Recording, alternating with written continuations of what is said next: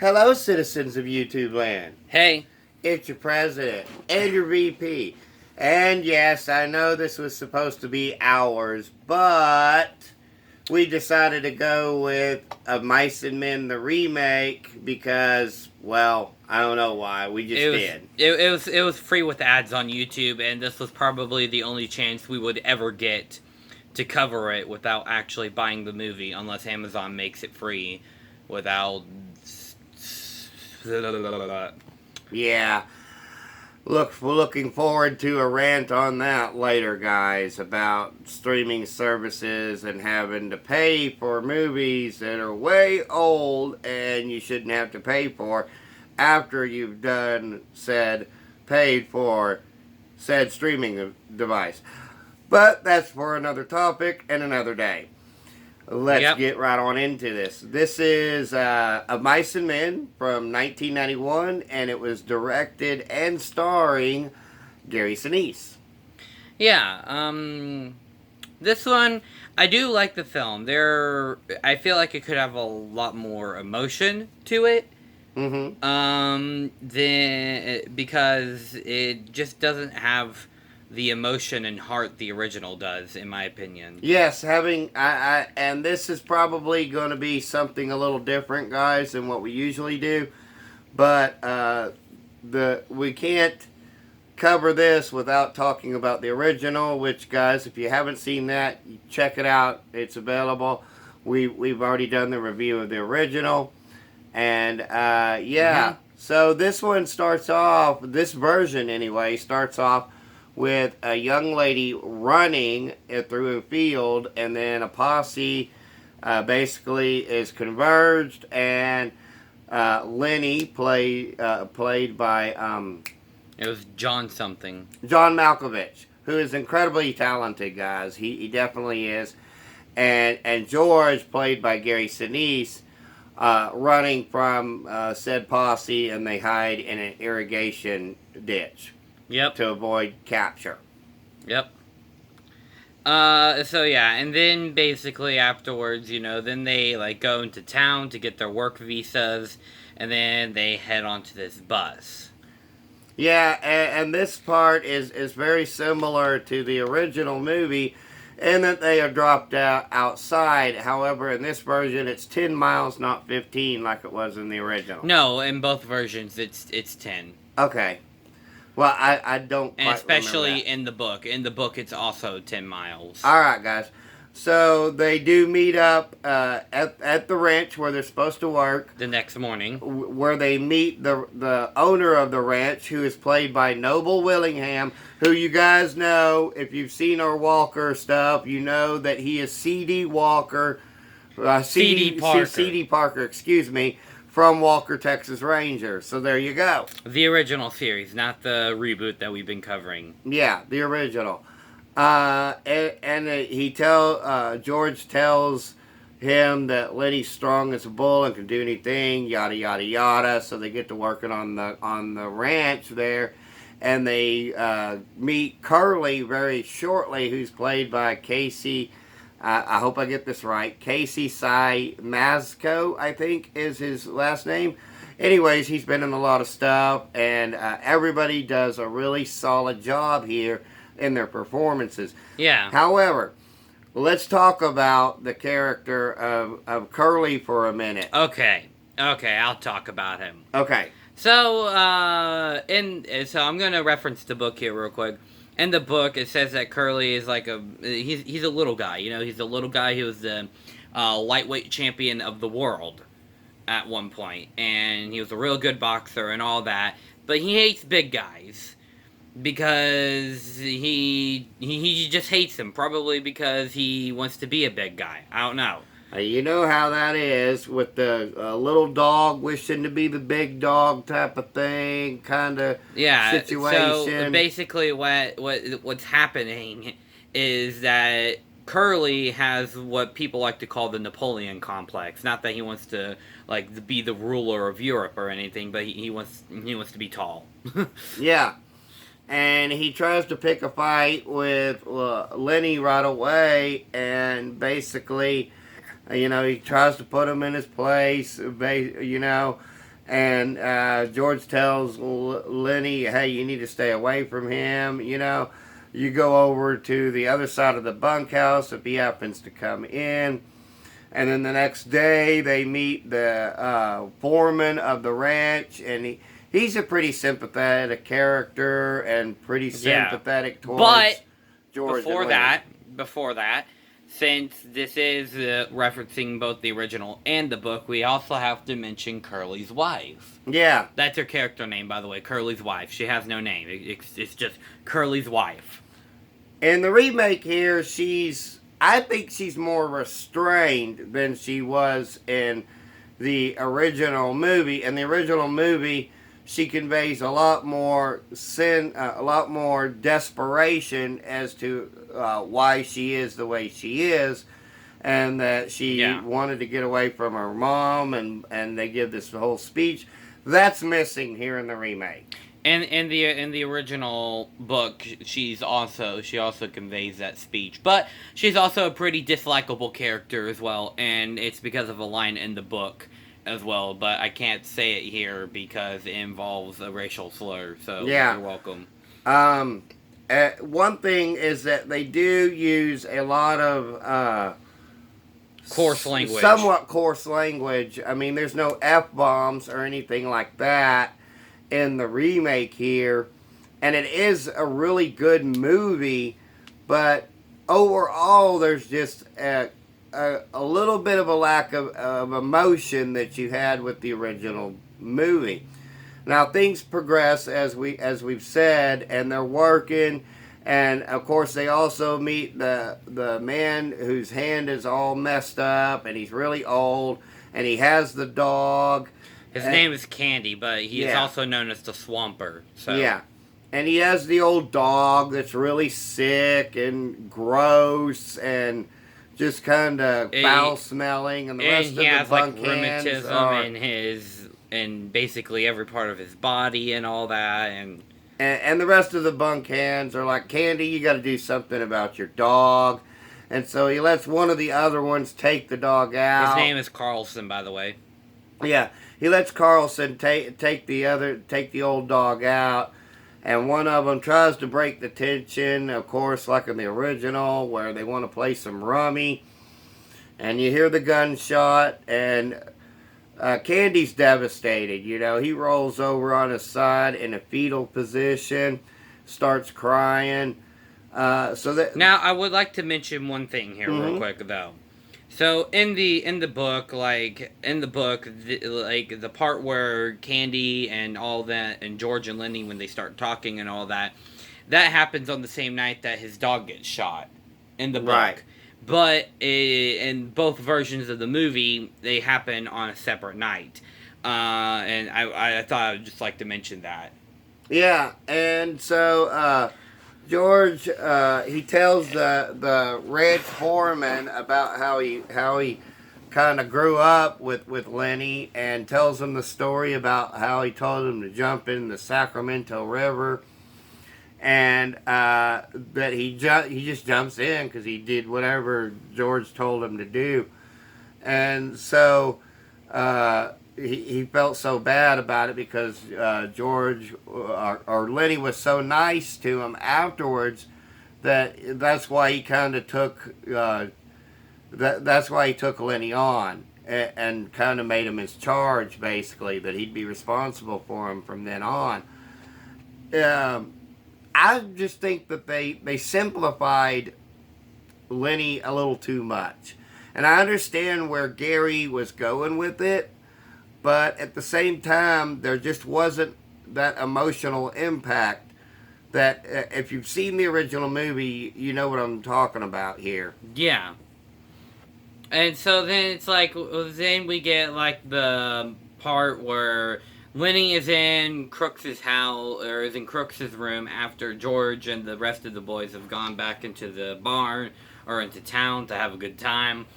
And so Lenny and Crooks, they kind of have like this conversation where Crooks basically says like, you're not allowed in here because I'm not allowed in the bunkhouse because they say I stink, but you know what, they all stink, and I can't play cards because I'm black.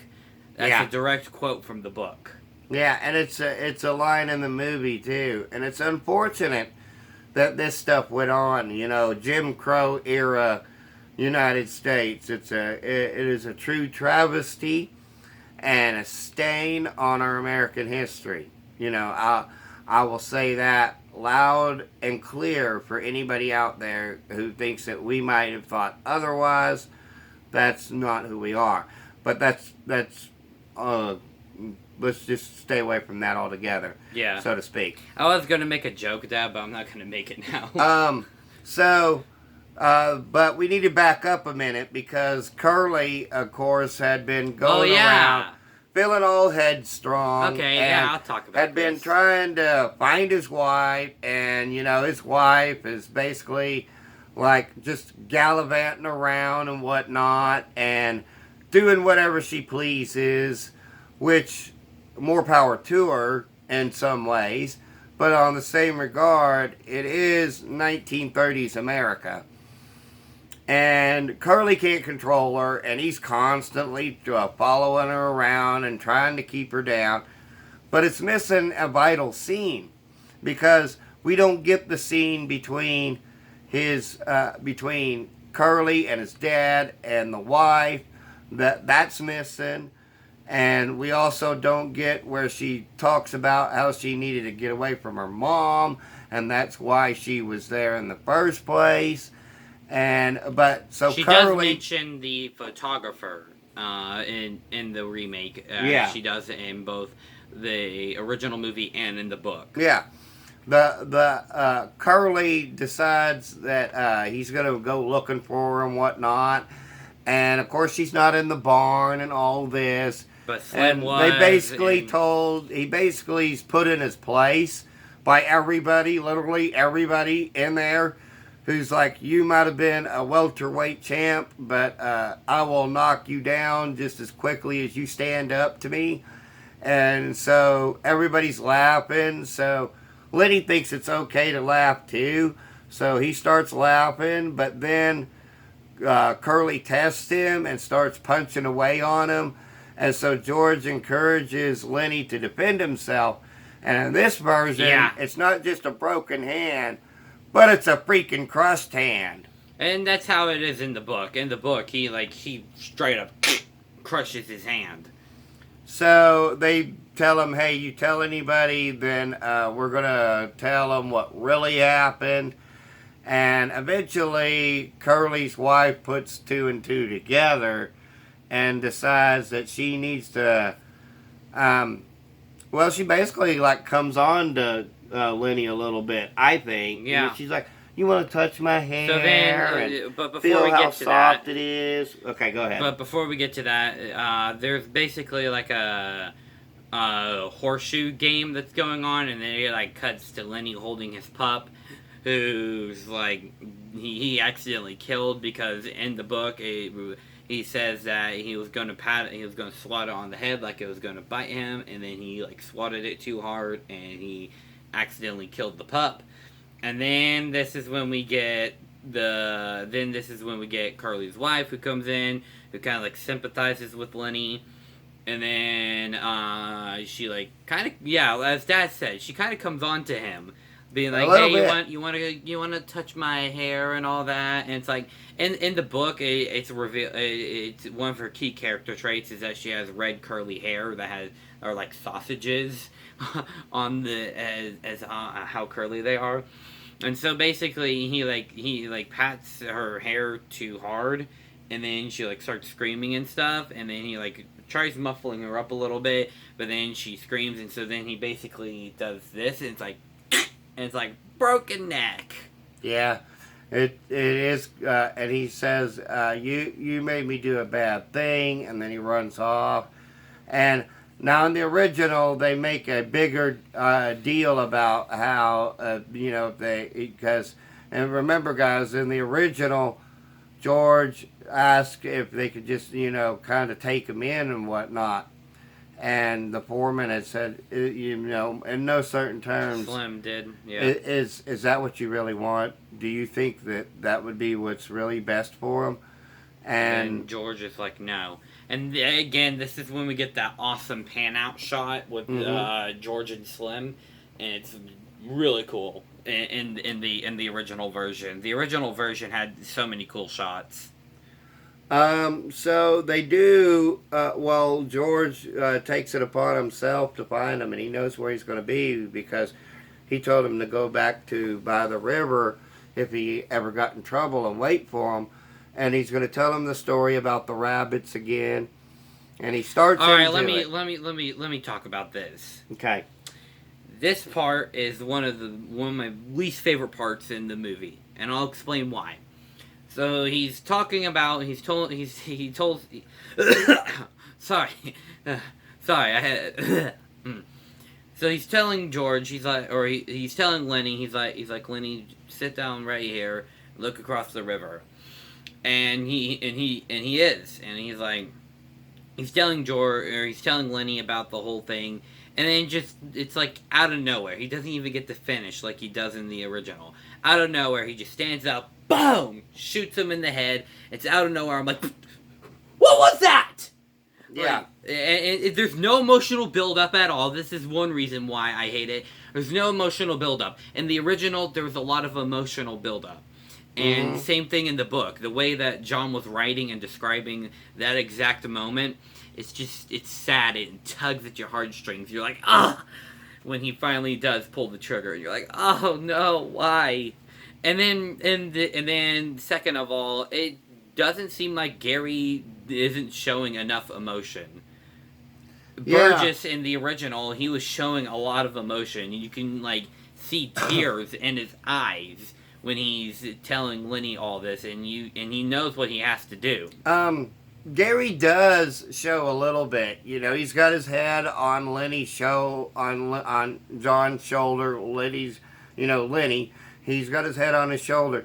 But like he said, they don't get through the whole speech. And in the original, Burgess he tells him, "Can you see it? Can you see it?" And Lenny says, "Yeah, I can see it, George. I can see the rabbits." And it's so powerful. It's so emotional. And that's how it is in the book, because he even tells in the book, he says to Lenny, he's like, "Can you see it, Lenny? Can you see it?" And he's like, "Yes, George, I can see it."